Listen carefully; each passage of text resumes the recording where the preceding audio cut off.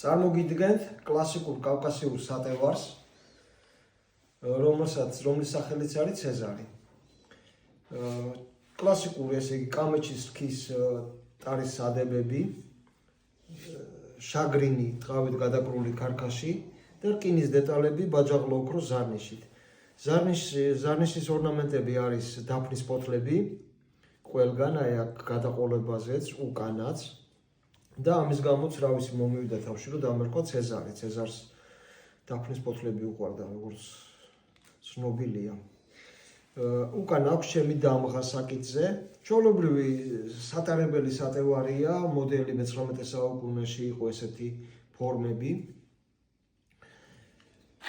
შემდეგ ერთღარიანი პირი, ორლესული, რა თქმა უნდა, სატევარია, დამღებით ორივე მხარეს ჩემი დამღები.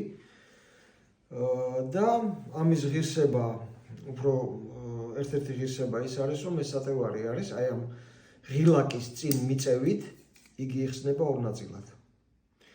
ესე იგი, ჩოხოსანი ატარებდა სატევარს და ჩხუბის ამ ბრძოლის დროს უცბად მას შეეძლო ერთი ღილაკის ერთი დაჭერით,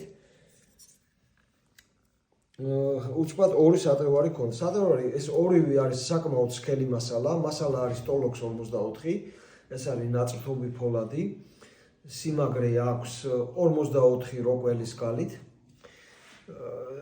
ორნამენტირებულია თბილისური ორნამენტებით, ნადირობის სცენები, შველი, ლომი,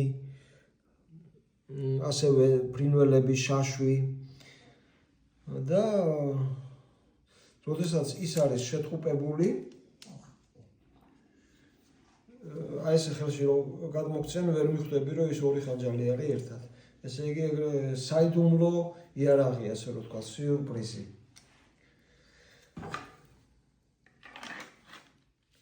ეს იყო